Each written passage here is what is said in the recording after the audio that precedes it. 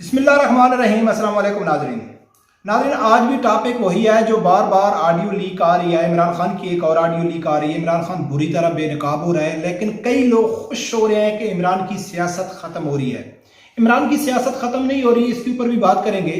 लेकिन आप लोगों को मालूम है कि आज के 5 महीने पहले हाफिज साद रिजवी साहब ने एक इल्ज़ाम लगाया था। इल्ज़ाम नहीं था, इंकशाफ किया था PTI के बारे में, लेकिन PTI के लोग कहते थे कि हाफिज साद रिजवी साहब का इल्ज़ाम है। उसकी तस्दीक किया है मोहसिन बेग ने। तस्दीक भी नहीं किया, बल्कि उसने इमरान खान को चैलेंज किया है कि अगर कोई समझता है तो इमरान खान मेरे खिलाफ केस करे। चैलेंज है मेरा उसको। ये दो वीडियोज मैं आप लोगों के सामने रखूंगा कि कौन सा इंकशाफ हाफिज साद रिजवी साहब ने किया था और मोहसिन बेग ने उसकी तस्दीक की है। लेकिन उससे पहले जो बार बार ये ऑडियो लीक आ रही है इमरान खान की, तो कुछ जो इमरान खान के मुखालिफ हैं, खासकर तहरीक लबैक वाले, वो बहुत ज़्यादा खुश हो रहे हैं कि इमरान खान ख़त्म हो गया, इमरान खान बुरी तरह बेनकाब हो गया। बिल्कुल इमरान खान बेनकाब हो गया, इमरान खान का झूठ पकड़ा गया, सब लोगों को मालूम है। लेकिन वो कहते हैं ना कि अब जो कारकुन हैं वो इमरान खान की बात नहीं मानेंगे। इमरान खान को यानी कि जो पावर है वो कम हो जाएगी। जो सियासी कारकुन है वो इमरान खान से पीछे हट जाएंगे। कुछ लोग ऐसा कह रहे हैं। तो कल हम एक जगह में बैठे हुए थे तो यही बात शुरू हो गई। तो एक मेरा दोस्त है, वो कहता है कि यार अभी अच्छा हो गया, इमरान खान की ऑडियोज आ गई है, अभी उसके जो कारकुन है ना वो उससे दूर हो जाएंगे। तो मैंने हंसना शुरू किया, हंसता रहा। वो मुझे कहता है कि यार आप हंसते क्यों हैं। फिर मैं हंसना शुरू कर दिया। यकीन कर बहुत एक अच्छा सा माहौल बन गया। मैंने कहा है कि क्यों खिलाफ हो जाएंगे इमरान खान के, कि इमरान खान ने झूठ बोला है इसलिए उसके कारकुन उसके खिलाफ हो जाएंगे, या उसने कहा है कि कारकुनों को मालूम नहीं पड़ना चाहिए, या उनको क्या मालूम है इस वजह से PTI के कारकुन जो है इमरान खान को छोड़ देंगे। बोलता है हाँ यार छोड़ देंगे। मैं क्या यार अजीब बात करता है कि उसने एक गुस्ताखा को, जिसने अदालत में खड़े होकर जिस खुद तस्लीम किया, उसको छोड़ दिया तो PTI वालों को शर्म नहीं आई। उसने सलमान रिश्ती की कत्ल की, उसकी हमले की मजम्मत की, उनको शर्म नहीं आई। उन्होंने फ्रांसीसी सफीर का खुल के साथ दिया, PTI सपोर्टर को शर्म नहीं आई। उसने 1000 बार गुस्ताखी और बेअदबियां की, PTI को शर्म नहीं आई, PTI के वर्कर को। तो क्या PTI के जो वर्कर हैं वो इमरान खान के झूठ की वजह से उसको छोड़ देंगे? ये इमरान खान भाई अवाम के सामने झूठ बोला है यार, कमाल का। तो सब ने कहा यार आपने बहुत जबरदस्त बोल रहा है। तो जो उसके कारकुन है ना, उसको हम फितना इसलिए कहते हैं। फितना कहते इसी चीज को है कि वो नहीं छोड़ते। उनको मालूम है कि वो झूठ बोल रहा है, लेकिन फिर भी वो, जो मैं बार बार कहता हूं ना कि ये शख्सियत के पुजारी हैं। इन्होंने पहले डिसाइड कर दिया है कि इमरान खान को हमने लीडर बनाना है, वो हमारा लीडर है। हमारी ड्यूटी ये नहीं है कि उसकी तारीफ करना, हमारा काम है कि वो जितने भी बुरे काम करेगा हम उसको डिफेंड करेंगे। कहेंगे नहीं नहीं इमरान खान ऐसा नहीं कर सकता। बल्कि हमारा टॉपिक ये नहीं है। तो नाज़रीन, आज से 5 महीने पहले, वो वीडियो क्लिप आप लोगों को दिखाने की जरूरत नहीं है, आज से 5 महीने पहले तकरीबन हाफिज साद रिजवी साहब का इंटरव्यू लिया था मुबशर लुकमान ने। तो मुबशर लुकमान ने सवाल किया था हाफिज साद रिजवी साहब के बारे में कि भाई, उससे सवाल किया था कि आप सिर्फ फ्रांस का नाम लेते हैं, इमरान खान तो पूरी यूरोपीय यूनियन को ललकारता है, तो आप कैसे उसको कह सकते हैं? तो हाफिज साद रिजवी साहब ने कहा था कि वो अमेरिका एम्बेसी में 3 बार जाके माफ़ी मांग चुका है, वजाहत दे चुका है कि भाई हम आपके खिलाफ नहीं आए, हम सिर्फ कौम को बेवकूफ़ बना रहे हैं, मैं अपने कारकुनों को बेवकूफ़ बना रहा हूं। ये उस टाइम हाफिज साद रिजवी साहब ने इंकशाफ किया था। उसके बाद ये सिलसिला चलता रहा, आवाम को बेवकूफ़ बनाता गया। फिर इसने जो अमेरिका का सफ़ीर है उससे मुलाकात भी की, टेलीफोन से भी रब्ता किया, बहुत कुछ किया।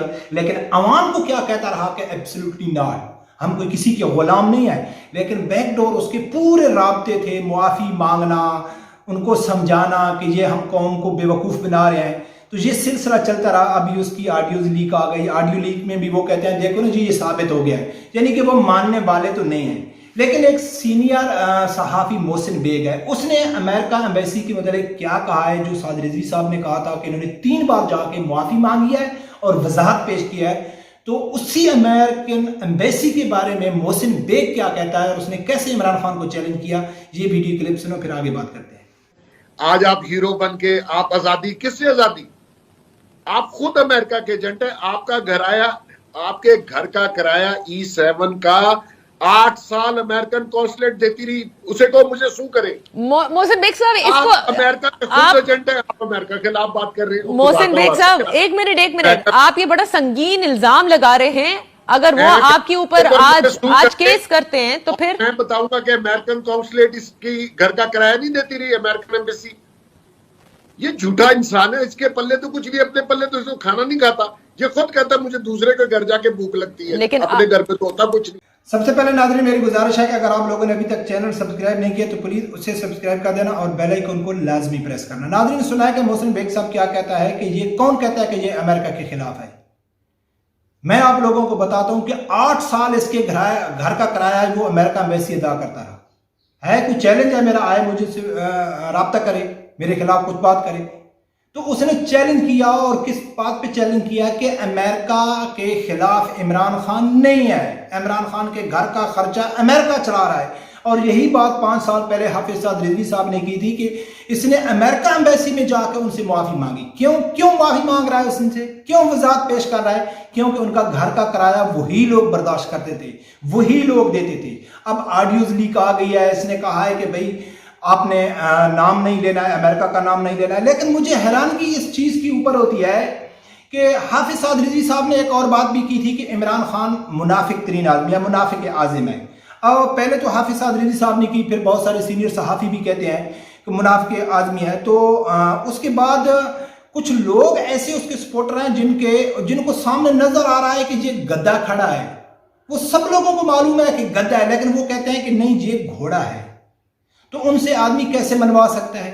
मिसाल के तौर पर इमरान खान कौम को कह रहा है कि मैं अमेरिका के खिलाफ हूं और वो बीच अमेरिका से राब्ते कर रहा है, उनसे मुआफियां तलाफियां कर रहा है। दूसरी तरफ कहता है कि पाकिस्तान की जो फौज है वो मीर जाफिर और मीर सादिक है, वो इंपोर्टेड हुकूमत को उन लोगों ने वो लेके आए, उन्होंने गद्दारी किया है। और बाकी जाके असद उमर जाके और खुद जाके आर्मी चीफ से मिन्नत समाजत करते हैं और उनसे कहते हैं कि हमारे साथ डील करो, हमारे साथ राब्ता करो, आप एक्सटेंशन ले लो, ये हुआ है। तो अब ये मुनाफकत किससे कर रहे हैं? कौम से कर रहे हैं या अदारों से कर रहे हैं? ये भी कौम के सामने है, यानी कि कौम के सामने वाजे क्लियर है। ये कुछ अंदर की खबरें नहीं है, ये क्लियर है, सब मीडिया दिखा रहा है कि कंटेनर पे खड़ा होकर जब पब्लिक से खिताब करता है तो कहता है एब्सोल्युटली नॉट, कोई हम आपके गुलाम हैं।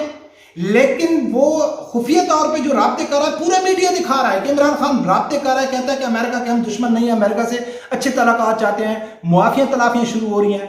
कंटेनर पे खड़ा होकर मीर जाफर मीर सादिक आर्मी चीफ को बुरा भला कह रहा है, लेकिन खुफिया तौर पर जाके उनसे मुलाकातें कर रहा है, उनको ये कर रहा है। तो लिहाजा ये जो ऑडियो लीक आ रही है, इससे कारकुन उनके बजंद होने वाले नहीं है, उनमें इतनी शर्म नहीं है कि वो इस चीज के ऊपर उनकी गैरत जाग जाए कि चलो जी इमरान खान ने 5 महीने कौम से झूठ बोला है। हाँ, नुकसान ये है पीटीआई को, इमरान खान को, कि ये जितने पीटीआई के सपोर्टर है ना, इनके लाल होने वाली है। वो कैसे कि अदारों को अच्छी तरह मालूम हो गया है कि ये झूठ बोल रहा है। अगर कौम झूठ नहीं मान रही तो उनकी मर्जी है ना, वो अगर वो आंखें बंद करके यानी कि सब चीज मान रहे हैं, इसके ये मकसद है ना, पाकिस्तानी इदारे तो नहीं मानेंगे ना।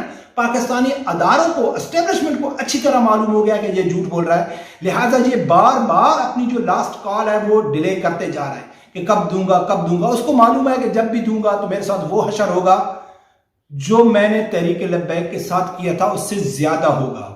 तो ये मकाफात अमल है। इमरान खान अपनी जो जिनको बेवकूफ बनाया है ना, अभी इनकी छतरोल करने वाला भी है। बस थोड़ा इस चीज का इंतजार करो। रब परवरदिगार से यही दुआ है कि अल्लाह ताला हर आदमी को हक साथ सुनने की और उसके साथ खड़े होने की तौफीक अता फरमाए। अल्लाह हाफिज।